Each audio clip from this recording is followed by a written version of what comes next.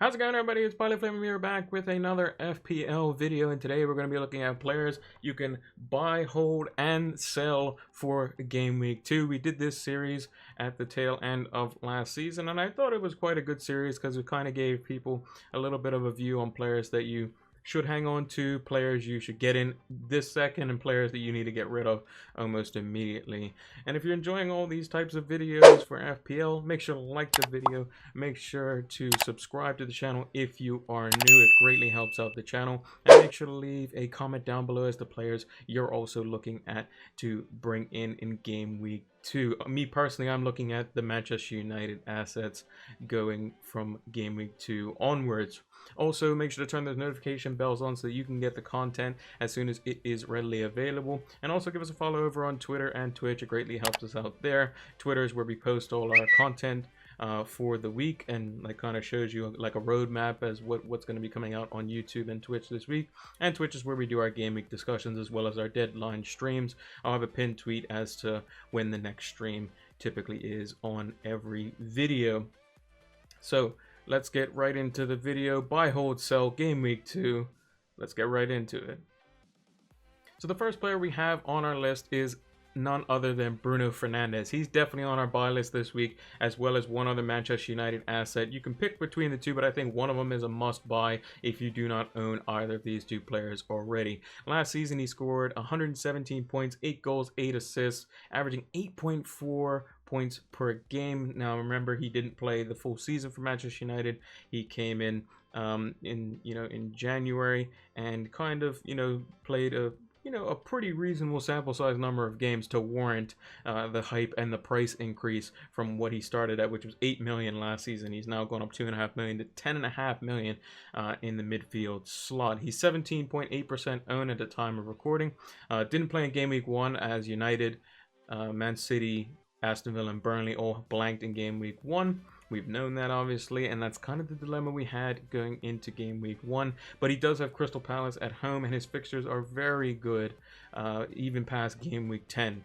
So we could be looking at bringing in a United player for that stint. I think Fernandes is a key one, mainly because he's pretty much on every set piece. If they do bring in the likes of Jadon and Sancho, that even bolsters the team even more. Another player that defenses have to worry about with the trickery and the skills and that sort of stuff, which is just going to lead to penalties being awarded, and Bruno Fernandes tends to be very good at those. He's very good on set pieces, so corners and free kicks as well, and is a very inventive player, and I think that he could be quite crucial for United this season. Typically in FPL, the talisman of the team, the one who's involved in the goals and the assists the most, is usually a good asset, and I think Fernandes is definitely going to provide that for United this season. So I would recommend bringing either him or the next player I'm about to mention in for your Game Week 2 squad.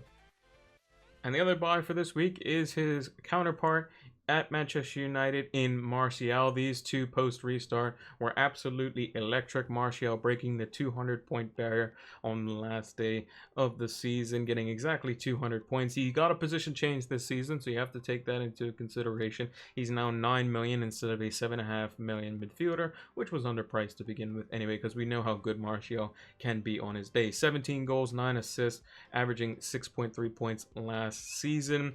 And he's had his injury concerns, but seems to have overcome that, and we can hope that if you're a United fan or FPL fan in general that have him in your team, you can hope that he's gone past that and he can push forward and go into his prime years, because I think he goes 25 later on this year, and we can just see the best out of Anthony Martial and make a mockery of the 9 million price for him. He's 12.4% owned at the time of recording, and like Fernandes, didn't play in Game Week 1, but I think that everything is going to run through Martial. He's going to be in and around the goals as usual.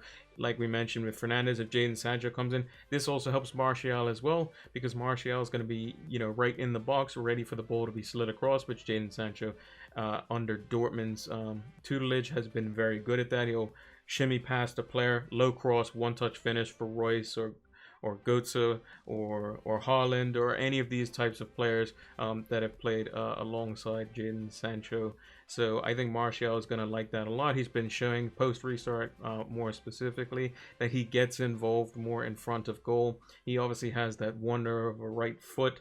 He can cut in off the left and, interchange. So you might see that with Greenwood and Martial and Rashford this season. They'll interchange and they can all cut in on either side and, cause problems. And I think that will definitely suit Manchester United. And 9 million seems pretty reasonable for the Manchester United number 9.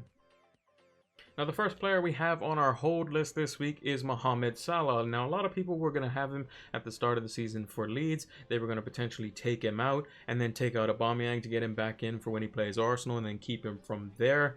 And rightly so. He scored a hat-trick. I didn't have him in my team, so I kind of suffered a little bit there. I knew full well that he could definitely do that, but he did get 2 penalties, and the goal that he did score from open play was a pretty wonder, it was a wonder strike. Let's call it, fair. And he was in and around the box. He did have 8 shots in the box, so it is something that Salah is kind of known for. And I think that going forward, he's just going to be one of those players that if you don't have him in your team, you're always going to be hiding behind the couch when he does play, as he is going to be on penalties, scoring 20 points in the first game of the season, just over 30% owned. However, his next game is versus Chelsea, who have bolstered their squad, and Thiago Silva will be back for that game, I assume, and will probably start. Not sure if Chilwell will be in there. Kovacic will be back after serving his 1-game suspension because he got sent off in the final versus Arsenal in the FA Cup last season, so he's serving his 1-game suspension versus Brighton.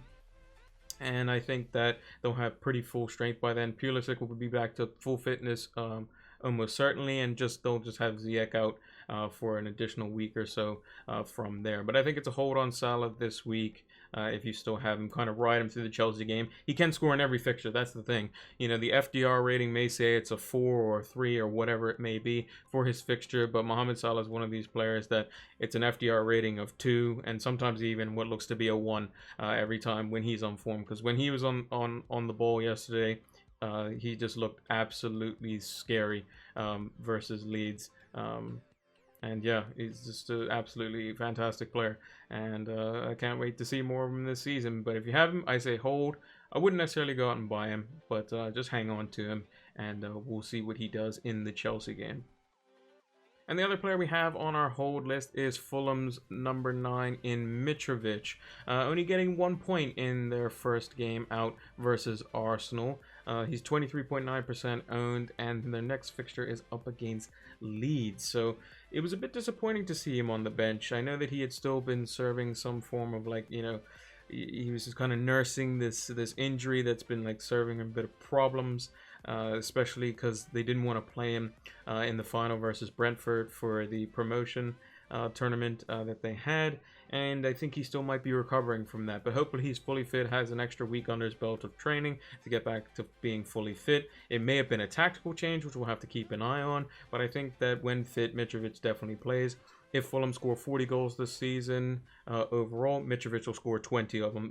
He's that type of forward, and that's how they play through him. So, and I think they lacked that versus Arsenal. I think Mitrovic would have been able to bully their defenders a little bit more, but I think if you have him like myself, I would hang on to him because he's almost certainly going to start versus Leeds, and potentially since they're an opponent that he's seen fairly recently in the championship, I think that he could definitely do something versus them.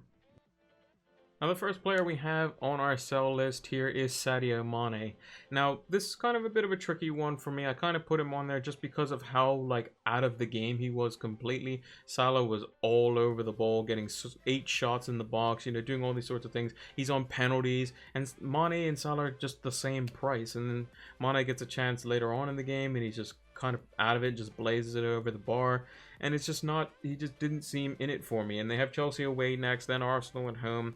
And are we thinking that Mane is going to do much better than Salah? I just don't see any advantages for Mane, unfortunately, over Salah. Salah's on penalties. Salah is potentially on some free kicks as well, depending on where they are positioned, if they need a left footer. Robertson isn't the most prolific, just out and out shooter of the ball where Salah is with his left foot. Whereas Trent, we know if it's a good for a right footer, he's going to take it. But I think that Mane is just one of these players that he's either on or he's off, and if he's off, he's definitely almost certainly off. And unfortunately, I think he might have to make way if you do have him. If you have both Mane and Salah, which I know some people do, he can definitely be one of these players where he's definitely expendable for the likes of Bruno Fernandes or Kevin De Bruyne or these sorts of players that are now going to be starting their campaigns in Game Week 2. And the last player we have on our sell list is Dele Alli. He's an 8 million midfielder for Spurs this season. And he started in their game versus Everton, but was hooked off at halftime for a supposed injury. But Jose Mourinho came out after the game and said it was for tactical reasons. He needed someone a bit more dynamic in there. And when you bring on Sissoko for a person who needs to be dynamic, I don't think that bodes well for Dele Alli going into his next fixture. I think he's going to be someone who you could potentially just easily upgrade to the likes of Son, who's definitely going to be dynamic in Jose Mourinho's mind, or potentially just get rid of him altogether for maybe even an Everton midfielder. James Rodriguez looked fantastic. You could potentially shift the fonts around to get Calvert-Lewin. Could be someone who's a little bit better. But I think Ali's definitely a sell for me. I have him in my team.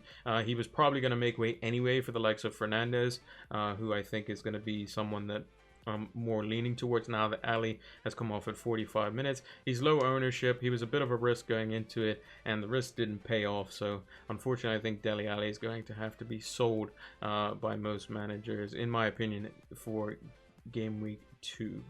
And that's going to do it for this edition of Buy, Hold, Sell for Game Week 2. If you enjoyed it, make sure to leave a like on the video. Make sure to subscribe to the channel if you are new. It greatly helps out when you do so, and we can make our way to 1K and then progress on further from that. And also turn those notification bells on so that you can get videos like this when they are readily available. Also, make sure to leave a follow over on Twitter and Twitch. It's PilotFlame226 on those platforms. We have our Flames Recruits mini league, which you can join. The link is in my Twitter bio, as well as the auto join link is in every YouTube video description. Also, give us, like I said, over on Twitch, give us a follow over there, because we do our Game Week discussion streams where you can come in and discuss with the chat as well as myself about what potential transfers or your team, maybe you're using a wild card in Game Week 2. We're going to be doing a preview stream at 7 p.m. EDT this Friday, as well as the deadline stream 1 hour before the deadline closes for Game Week 2. So make sure to check us out on Friday and Saturday for that. Thanks for watching, and until the next one, take care.